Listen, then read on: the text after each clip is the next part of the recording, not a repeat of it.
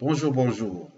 Pour ceux qui ne me connaissent pas encore, je m'appelle Kadiandaba Bongo Phoenix, consultant formateur en banque et finance. Alors, si vous n'êtes pas encore abonné à ma chaîne, c'est le moment de le faire en allant cliquer sur le bouton s'abonner en bas de la page pour ne rien rater des prochaines vidéos. Alors, nous allons parler d'un thème très important aujourd'hui. Yeux dans les yeux. Est-ce que vous est-il déjà arrivé de refuser le règlement de vos produits ou services par chèque parce que vous n'avez pas confiance et préférez souvent les règlements par espèce, même si c'est risqué? Avez-vous reçu un chèque hier ici sans paiement, malgré plusieurs présentations au guichet de la banque de votre débiteur? Avez-vous l'habitude d'émettre des chèques sans provision? Vous est-il déjà arrivé d'émettre des chèques de bonne foi, pensant que le sol était suffisant, mais malheureusement, votre créancier revient vous dire qu'il n'a pas pu être payé pour sol insuffisant? Êtes-vous ressortissant de l'un des pays de la CEMAC, c'est-à-dire résident au Cameroun, Centrafrique, Congo, Gabon, Guinée équatoriale ou au Tchad? Alors, si vous avez répondu à l'une de ces questions par oui, vous êtes au meilleur endroit et c'est dans votre intérêt de nous suivre jusqu'à la fin. Prévu de longue date depuis 2003 et ensuite confirmé par le règlement numéro 03/16/CEMAC/UMAC/CM relative au système moyen et incident de paiement du 21 décembre 2016, la centrale des incidents de paiement, CIP en abrégé, peinait à être mise en œuvre. Certains pays de la CEMAC tentaient de lui donner vie, mais du fait qu'elle n'était pas vraiment automatisée, elle a montré ses limites. Cependant, avec la signature par le gouverneur de la BAC en date du 9 février 2021 de l'instruction numéro 001-GR-2021 portant définition et fonctionnement de la CIP, celle-ci devient de plus en plus une réalité dans la zone CEMAC. Au terme de l'article 109 de l'instruction du gouverneur de la BAC du 9 février 2021, il est stipulé que la CIP entre en vigueur 90 jours après sa signature. Donc, en tenant compte de ces délais, on pense que les banques qui sont prêtes techniquement, la CIP devrait être déjà opérationnelle depuis mai 2021.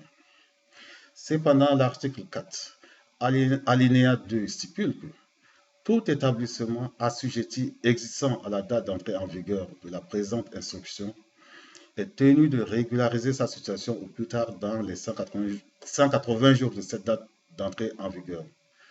Donc, en définitive, au plus tard, si nous comptons normalement, mais 180 jours, ça fait 6 mois, donc juin, juillet, août, septembre, octobre, novembre.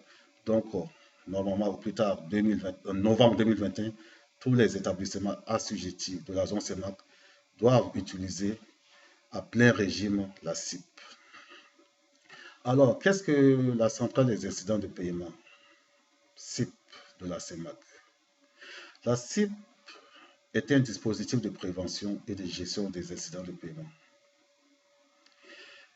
Elle a pour principaux objectifs d'assurer la prévention des incidents de paiement par la centralisation des informations relatives aux incidents enregistrés sur un client, personne physique ou morale. 2. De permettre le contrôle des interdictions bancaires et judiciaires prononcées à l'encontre des émetteurs de chèques impayés. 3. D'assurer une protection préventive des acteurs économiques contre les instruments émis par des personnes physiques ou morales fichées. 4. D'assurer une protection contre les instruments de paiement ayant fait l'objet de déclarations pour perte, de vol, fraude, usurpation ou faux. D'avoir une liste exhaustive de tous les comptes ouverts dans l'espace CEMAC. La CIP est gérée par la Banque centrale et comprend 3 fichiers. Premier fichier, c'est le fichier régional des clients et comptes bancaires, en abrégé FRCB. Le deuxième fichier, c'est le fichier des incidents de paiement FIP. Et le troisième et dernier fichier, c'est le fichier des instruments de paiement irréguliers, FIPI. Alors, nous allons parler du fichier régional des clients et comptes bancaires, FRCB. C'est un fichier qui recense tous les clients, personnes physiques comme morales, des établissements assujettis et leurs comptes ouverts dans l'espace CEMAC. Pour les personnes physiques, l'enrôlement, c'est-à-dire l'enregistrement dans le FRCB, s'est fait grâce aux données recueillies auprès des clients personnes physiques à partir des pièces d'identité. Généralement, c'est la carte d'identité nationale ou le passeport, sur lesquels on trouve le nom de naissance, le nom patronymique, marital, le prénom, le sexe, la date de naissance, le pays de naissance, le lieu de naissance, les noms et prénoms du père, les noms et prénoms de la mère, la nationalité du client, la profession du client, le numéro de la pièce d'identification, la date d'émission de la pièce d'identification, le lieu d'émission de la pièce d'identification, le pays d'émission de la pièce d'identification. À ces données de l'état civil, on ajoute des données biométriques, telles que les empreintes digitales ou faciales. Oui, la biométrie est très fiable. On peut détecter une même personne avec plusieurs identités ou bien éviter des homonymies. Pour les personnes morales, jamais l'enrôlement doit se faire sur la base des statuts où on peut recueillir énormément de données pour leur déclaration, la date de création de la personne morale et sa durée de vie, la raison sociale, le cycle de la raison sociale, la forme juridique, le secteur d'activité économique, le seuil social, etc. Ces informations, que ce soit pour les personnes physiques et morales, le recueil de ces données est assuré par les teneurs de compte, c'est-à-dire les banques et les établissements de paiement, et à leur tour d'alimenter le FRCB auprès de la BEAC. Et enfin, la BEAC attribue à chaque personne physique ou morale enregistrée dans le fichier un identifiant bancaire unique, IBU. À terme, tous les clients de banque qui n'auront pas d'IBU ne pourront pas effectuer également des opérations bancaires. Si ma mémoire est bonne, la BEAC a fixé la date du 30 juin 2022 pour que chaque titulaire de compte, que personne physique ou morale, chaque personne physique ou morale, doit avoir son IBU. L'IBU permet d'identifier de façon unique et certaine tout titulaire d'un compte bancaire ou de paiement ouvert dans la CEMAC et de rattacher tous les comptes ouverts au nom d'une personne dans tous les pays de la CEMAC, ainsi que tous les instruments de paiement dont il est titulaire, délivrés par tous les établissements assujettis dans la CEMAC. L'accès aux informations contenues dans le FRCB est réservé aux clients sur ces données à caractère personnel. Oui, chacun de nous peut avoir accès à ces fichiers pour rectifier s'il y a des données qui sont fausses qui ont été introduites sur elle. Elle a le droit de demander, elle a ce droit de rectification, de modifier ces données. L'accès est donné également aux magistrats agissant dans le cadre d'une procédure judiciaire, aux officiers de la police judiciaire, agissant sur instruction du procureur de la République ou sur commission dérogatoire. L'accès aux informations contenues dans le FRCB dans ces fichiers est gratuit. L'accès au FRCB est gratuit. Deuxièmement, le fichier des incidents de paiement. C'est le deuxième fichier qui compose la CIP. Le fichier des incidents de paiement FIP est alimenté quotidiennement par les incidents de paiement. Alors, qu'est-ce qu'un incident de paiement? C'est très important de connaître. Un incident de paiement peut être défini comme tout refus par un établissement assujetti, que ce soit banque, établissement de microfinance, établissement de paiement, d'honorer un moyen de paiement, quel qu'il soit, pour défaut ou insuffisance de provision. Les moyens de paiement comprennent notamment le chèque, la lettre de change, le billet à ordre, le virement, le prélèvement, la carte de paiement. Il y a incident de paiement lorsque, par exemple, une banque refuse de payer un chèque qui lui est présenté au motif que le compte n'a pas de provision suffisante. Alors, qu'est-ce qui se passe quand il y a incident de paiement? Autrement dit, quelles sont les conséquences si un chèque est rejeté pour défaut de provision? Dorénavant, avec l'entrée en vigueur de la CIP, l'établissement assujetti à l'obligation de déclarer cet incident à la BAC dans le FIP, fichier des incidents de paiement, au plus tard dans 48 heures. Mais moi, je préfère les 2 jours ouvrés comme stipulé dans le règlement numéro 03 dont j'ai dit avant. Dans la note du gouverneur, ils ont parlé 48 heures, mais il faut préférer les 2 jours ouvrés parce que généralement samedi, dimanche, les banques, l'administration des banques ne travaillent pas. Je ne pense pas que la BAC aussi travaille, donc il vaut mieux qu'on retienne les 2 jours ouvrés. Alors, comme je disais, les établissements assujettis ont 2 jours ouvrés pour déclarer l'incident à la BAC. Dès qu'ils ont la connaissance de la réalisation de l'incident, bien sûr.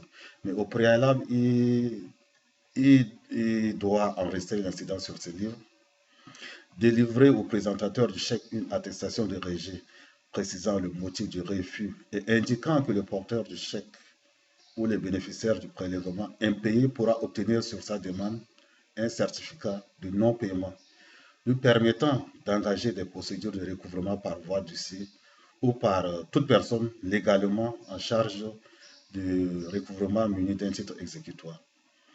Alors, ça veut dire quoi? La victime, lorsqu'elle est diligente, bénéficie d'un recours, est spécifiquement bancaire pour le recouvrement du chèque sans provision avec l'entrée en jeu des officiers ministériels. Des recours judiciaires lui sont également ouverts, notamment la procédure d'injonction de payer. Pour la suite, en interne, au sein des établissements assujettis, il faut distinguer 2 cas. Si c'est un premier incident qui intervient dans l'intervalle de 12 mois, ou bien c'est le deuxième ou troisième, quatrième incident qui est enregistré dans l'intervalle de 12 mois, selon les cas, le traitement est différent au sein des établissements assujettis. Alors, dans le cas où le code n'a enregistré aucun incident de paiement dans les 12 mois précédant ce défaut de paiement, le banquier tiré ayant refusé le paiement du chèque doit automatiquement prononcer l'interdiction bancaire en compte en adressant à son client une lettre d'injonction dans laquelle il adjoint de lui restituer les formules de chèque et carte de paiement à sa possession. Et c'est le cas échéant des co-titulaires du compte et de leur mandataire. Cette restriction est limitée aux comptes sur lesquels le défaut de provision est constaté. C'est pourquoi on parle d'interdiction bancaire en compte. La banque doit informer son client dans la lettre d'injonction qu'il recouvrira la faculté d'émettre des chèques et d'utiliser une carte de paiement s'il justifie après cette injonction avoir réglé le montant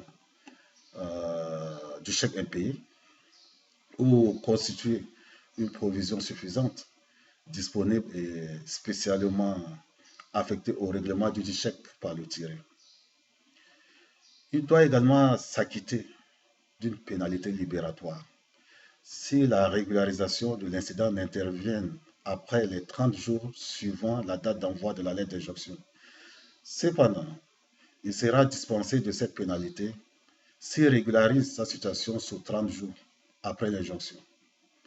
La pénalité est constituée d'une partie fixe de 50 000 et d'une pénalité variable de 5%.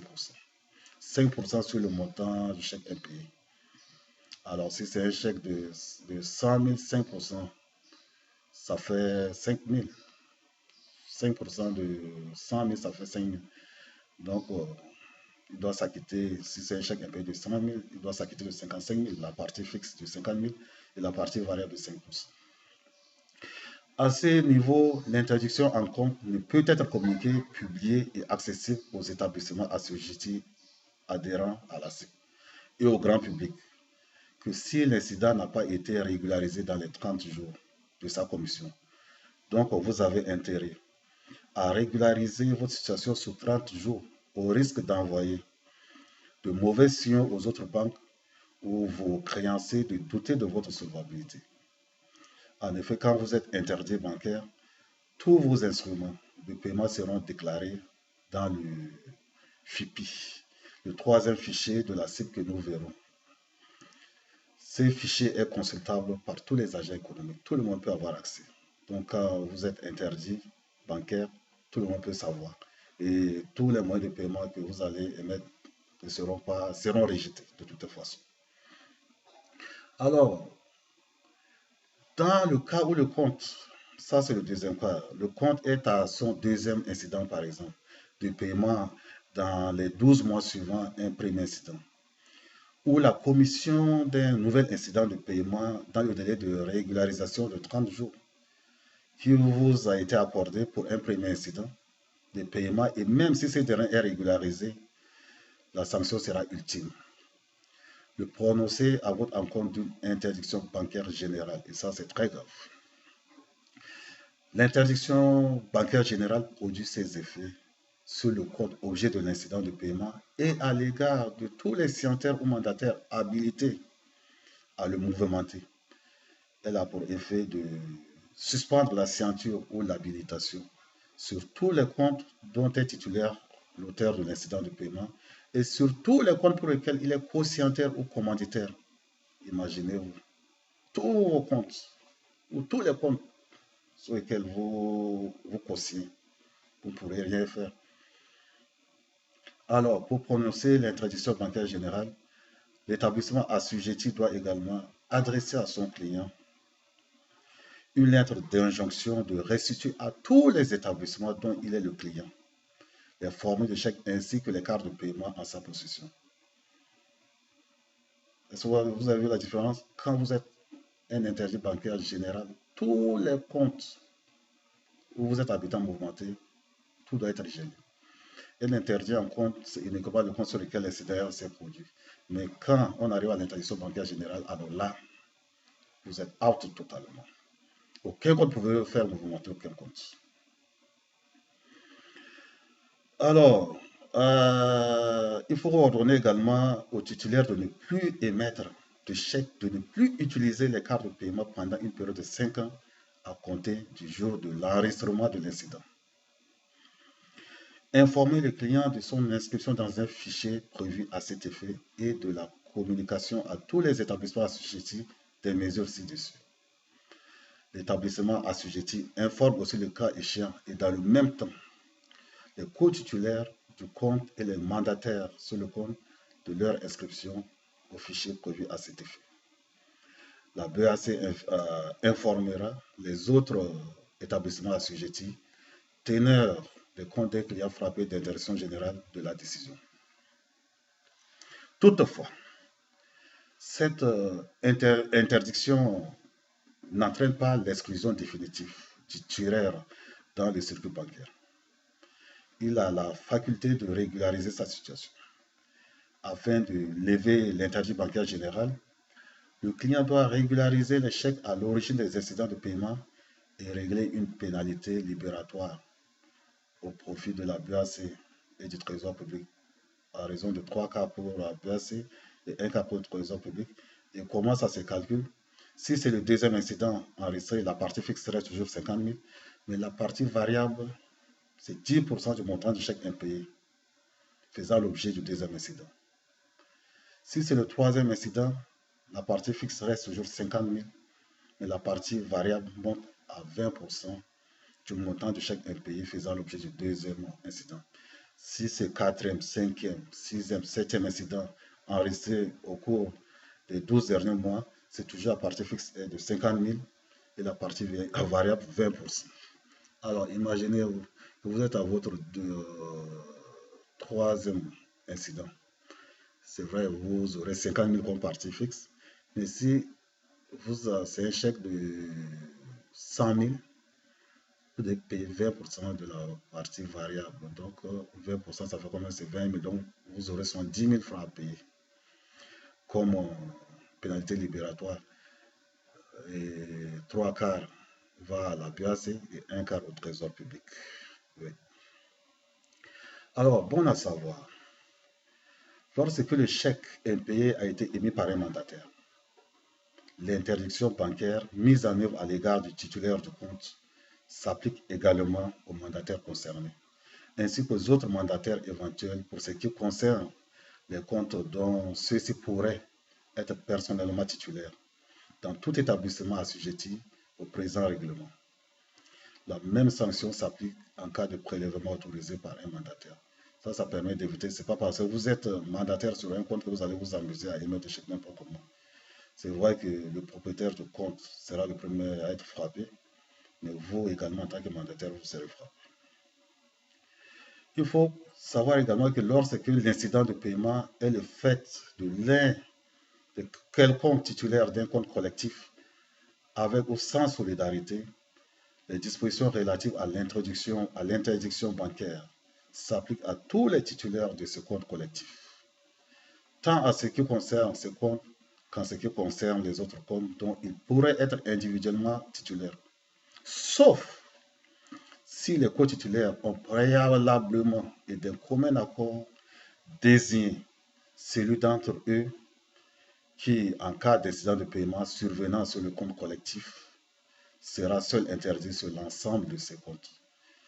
Ils ne seront interdits, c'est-à-dire co-titulaires, que pour le compte ayant enregistré l'incident à l'exclusion des autres comptes dont ils pourraient être individuellement titulaires. Il faut savoir également que l'interdiction bancaire est levée lorsqu'elle a été prononcée par suite de circonstances non imputables au tireur, notamment à la suite d'une erreur du tiré. Oui, la banque peut se tromper et communiquer un faux solde et penser que le solde est insuffisant et déclarer euh, le tireur dans le fichier des excédents de paiement. Et là, la banque doit rectifier le tir. Il est utile de vous rappeler que l'absence de provision est la principale cause des incidents de paiement dans les banques. C'est pourquoi on s'y est appesanti longuement. Cependant, il existe d'autres motifs de rejet donnant lieu à un incident de paiement, notamment la fraude aux instruments de paiement, chèques, cartes de paiement, porte-monnaie électronique, etc. La mise en opposition, un compte clôturé, la prescription d'instruments de paiement, un compte bloqué, un client décédé ou en liquidation judiciaire. La fraude, la contrefaçon, la falsification avérée d'un moyen de paiement donne lieu au prononcé d'une interdiction bancaire générale à sa déclaration et sa publication immédiate au film. Ah ouais, ces cas-là, on ne passe pas par une interdiction bancaire encore une fois. Automatiquement, quand il y a fraude, contrefaçon, falsification, c'est la sanction ultime que la banque doit prendre. C'est l'interdiction bancaire générale.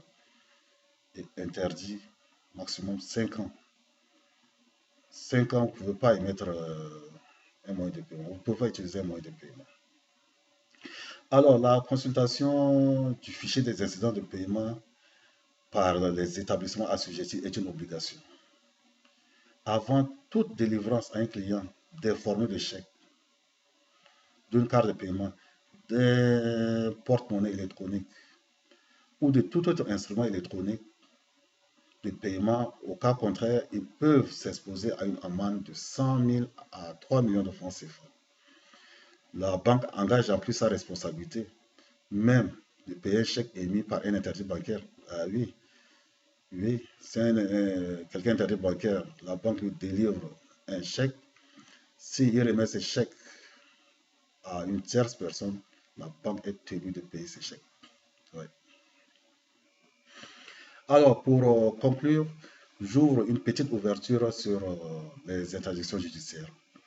En effet, l'interdiction judiciaire d'émettre des chèques et d'utiliser une carte de paiement peut être prononcée à titre accessoire ou principal par toute juridiction répressive appelée à sanctionner une infraction quelconque en matière de chèque et de carte de paiement. La juridiction répressive peut prononcer une telle sanction notamment à l'égard de l'auteur de l'émission d'un chèque sans provision. Et oui. Peine d'emprisonnement de 6 mois à 5 ans est prévue et en plus une amende de 100 000 à 200 000 francs CFA ou de l'une de ces deux peines seulement. Toute personne qui avait l'intention de porter atteinte au droit d'autrui émet un chèque sans provision. Cette sanction peut être également prononcée contre toute personne qui tire un chèque et qui, postérieurement à l'émission, retire toute ou partie de la provision. Toute personne qui tire un chèque sur un compte clôturé. Toute personne qui tire un chèque au mépris d'une interdiction bancaire ou judiciaire qui lui a été notifiée. C'est sûr. Aussi, celui qui s'est rendu coupable ou complice de la contrefaçon, de la falsification d'un chèque est puni d'un emprisonnement de 1 an à 10 ans et d'une amende de 100 000 à 10 millions de francs CFA ou de l'une de ces deux peines seulement. Cette sanction est également valable pour toute personne qui, en connaissance de cause, fait usage ou tente de faire usage d'un chèque contrefait ou falsifié, et toute personne qui, en connaissance de cause, accepte de recevoir un chèque contrefait et falsifié. Enfin, sera puni d'un emprisonnement de 6 mois à 5 ans et d'une amende de 100 000 à 2 millions de francs CFA ou de l'une de ces deux peines toute personne qui, en connaissance de cause, fait usage ou tente de faire usage d'un chèque perdu ou volé. Alors, nous allons voir le troisième fichier, c'est-à-dire le fichier des instruments de paiement irréguliers FIPI. Le FIPI, fichier des instruments de paiement irréguliers, est le troisième fichier constituant la CIP. Il est alimenté par les établissements assujettis et la BAC pour les décisions judiciaires qui lui ont été communiquées par les autorités compétentes, procureur de la République par exemple. On y trouve les comptes détenus par les personnes frappées par une interdiction bancaire ou judiciaire d'émettre des chèques et d'utiliser une carte de paiement ou tout autre instrument électronique de paiement. Les comptes ouverts ne comportant pas l'ensemble des informations indispensables à l'attribution de l'identifiant bancaire unique IBU, il en est de même pour les comptes joints à deux ou plusieurs signataires. Les comptes clôturés. Les formules de chèques, des cartes de paiement, des effets de commerce, c'est-à-dire les billets à ordre, les lettres de change, ou tout autre instrument de paiement électronique ayant fait l'objet d'une déclaration de perte, de vol, fraude ou de falsification. Les comptes pour lesquels des formules de chèques, des cartes de paiement, des effets de commerce ou de tout autre instrument de paiement électronique non individualisé ont fait l'objet d'une déclaration pour perte, vol, fraude ou falsification. Les chèques et effets de commerce ayant fait l'objet d'une opposition pour ouverture d'une procédure de redressement judiciaire ou de liquidation des biens du titulaire du compte. Les chèques, les effets de commerce, les cartes de paiement, les porte-monnaies électroniques ou tout autre instrument de paiement électronique falsifié. Les cartes ayant fait l'objet d'une utilisation abusive. Cette utilisation abusive, notamment au dépassement de la provision disponible sur le compte, au dépassement du découvert autorisé et au dépassement du plafond de retrait ou de paiement autorisé.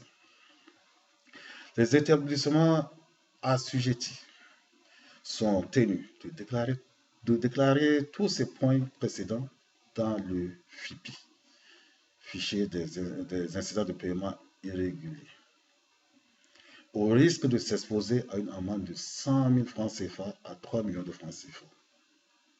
Ce qui est très intéressant, le FIPI pourra être interrogé une fois opérationnel, par moi, par vous, ou tout agent économique.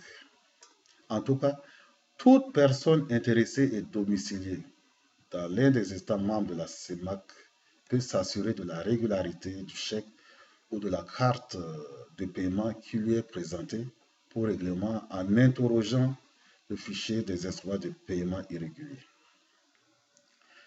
Comme vous pouvez le constater, que sur le plan bancaire que judiciaire, tout est mis en place pour protéger les moyens de paiement contre les mauvais utilisateurs et réprimer tous ceux qui seront tentés d'abuser, d'escroquer les paisibles citoyens. Alors, si vous avez des questions, vous pouvez les poser en commentaire et je me ferai le plaisir de vous répondre au moment opportun. N'oubliez pas de vous abonner à la chaîne pour ne pas rater les prochaines vidéos. Merci de m'avoir suivi et